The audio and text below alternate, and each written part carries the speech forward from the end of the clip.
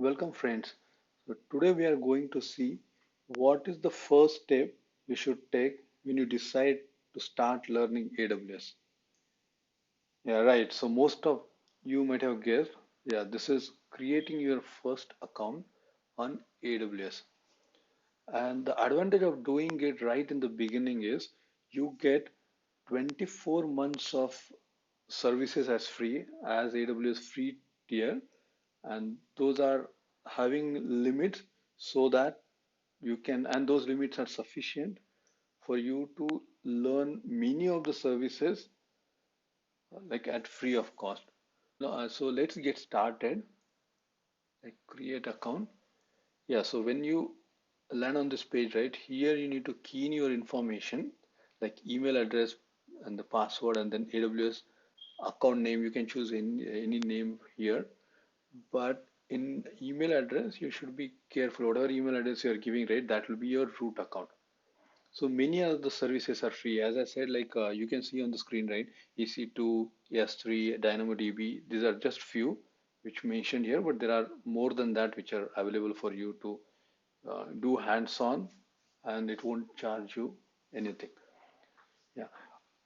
So one tip, which let me share it at the end of this video so that we can cover what we are intended to cover. So stay tuned, and I will give you a tip which will really save you money, and you do not end up paying more to AWS when you use this account.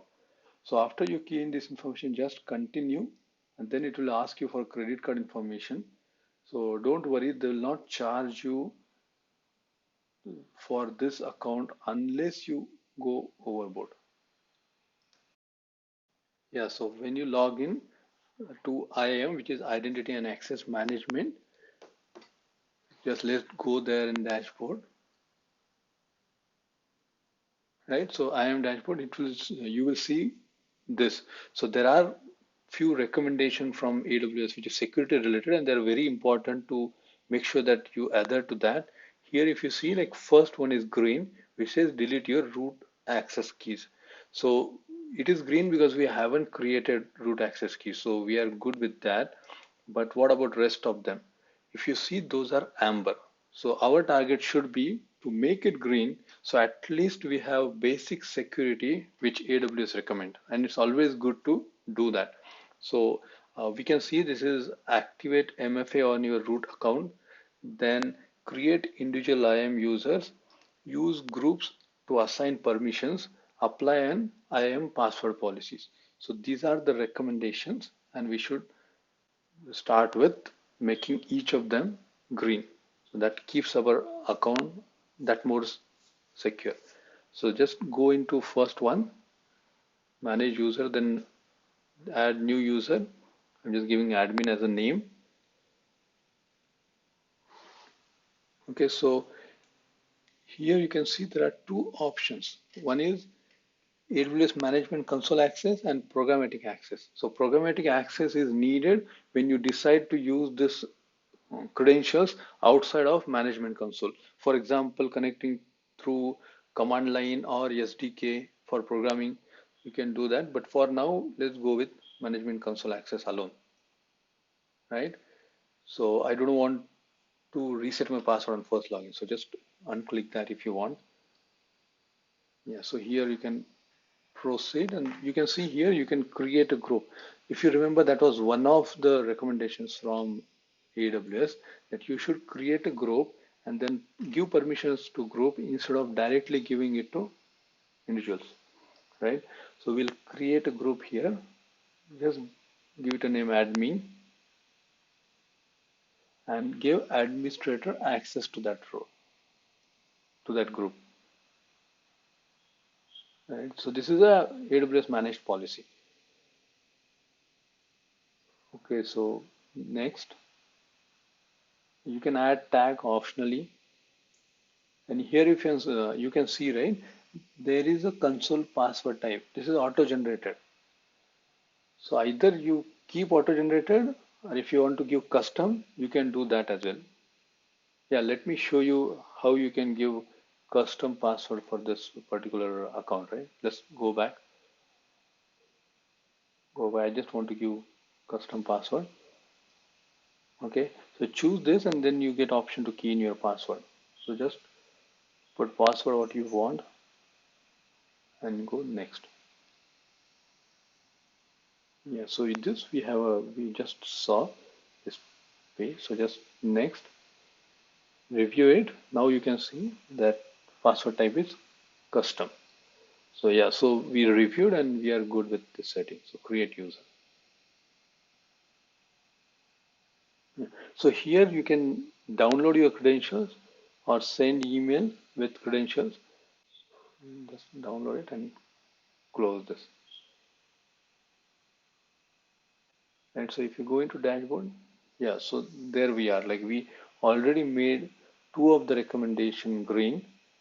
Uh, so create individual user, and if you have seen, like we have created a group with admin and given is that group administrator access. Right. So now we'll go ahead and work on other recommendation. So MFA will keep it later, but manage policy will do it first, right? So just like here you can give restrictions to your password. So just set password policy. If you read through this, you can see that we can give minimum password length, which is 6 character by default. We can increase it. Even we can enforce that our password should require at least one uppercase, at least one lowercase. Then it should have number. It should be having alphanumeric character. So all these restrictions you can put and make your account secure with password enforcement. So whatever you want, you just choose it from here. I'll just choose this first four along with character 6 and save these changes. Yeah, so we are good. Go back to the dashboard. Yeah, here you can see that even fifth one, sorry, which is last one is also green. So now we'll work on MFA, activate MFA on your root account. This is a little bit tricky because you need one application which you can use it at MFA device. And I have used Google Authenticator. So if you're using Android or iPhone, just go to your Google Store or App Store and download Google Authenticator. And we will use that for getting a MFA code and putting it for for our login. Yeah. So now just click on activate MFA on your root account. Yeah, manage MFA. You go to multi-factor authentication, activate MFA. Just click on activate MFA, and here you can see option. And we are going to use virtual MFA device, which is like Google Authenticator on your phone. Right, then click continue. Yeah, so these are the steps. So we'll just go through that. So first is install a compatible app on your mobile device or computer. We already talked about that, and we are going to get Google Authenticator. For list, you can click on list of compatible applications and see. But yeah, you can go ahead and use Google Authenticator for this purpose. Then use your virtual MFA app and your device camera to scan the QR code. So when you click on show QR code, they will show you QR code which you can scan from your Google Authenticator. So once you do that, third step is type two consecutive MFA codes below. So once you get to that step, like where you scanned it, it will get one line added to in your Google Authenticator app for this account root access, and it will give you MFA codes. Start giving you MFA codes. So first two consecutive MFA code you should key in and go next, and that will set you up for MFA login. So this is just added like security to your account. So whenever like somebody has to log into your root account, which is very powerful account, it can do anything, and like if it get misused, it's a big thing. You can be charged like a hefty. We don't want to get into that, right? So just like when you log in, you get MFA code and then key in that MFA code. So it creates a dependency on your device that adds security. So that's it. Like now I'll pause the video. I don't want to reveal my QR code here. I'll pause the video. I'll set it up and you do the same thing for your account. Yeah, so you can see that it's green for me. So I was able to set up this correctly. And that's it. We are good. Like we are adhering to all the AWS recommendation for security. Yeah. So in the start of the video, right, I told you I'll give you one tip regarding free tier account, and this is what I want to show you. So just Google AWS free tier, and you can see this page. Just go there, right? And here you can see what all is available as part of the free tier. So if you see, for example, Amazon EC2, there are 750 hours per month. So this will be good enough for you to try out a few things with EC2, right? Similarly, you have S3, 5 GB storage. So even you can make use of that, right? So whatever you want, right? You just search it here and just look at it. For example, how much we have for DynamoDB, how much we have for RDS. So all these things you can see it yourself. And what I would recommend is whatever service you are going to try or test, right, or use it, just make sure you pay attention to this page. Just come here, search for that particular service and see whether it is part of free tier, and if it is so, what are the limits for that particular service. So for example, if you see, right, this service catalog, I'll just give you example. Service catalog, using service catalog, like I had to pay to AWS for this, and I didn't realize it for a few days, and later I realized that I need to pay now, and I was wondering why I didn't pay attention to this particular piece.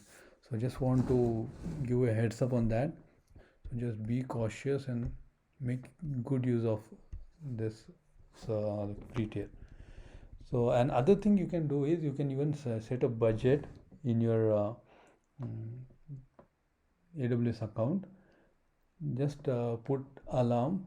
It's fairly easy. Just go into billing dashboard and you can set budget, and you can set alarm to yourself. It will send you email when you are reaching to that particular amount. So you can put like even from $1, $10, whatever you feel comfortable. Just put that as a alarm so that you know like when you are going overboard, right? So yeah, so that's it. I just want to let you know this. I hope like this is useful and you learned something new, and definitely I'm sure like you are going to try learning AWS with this account what we are getting. So enjoy learning. Bye for now.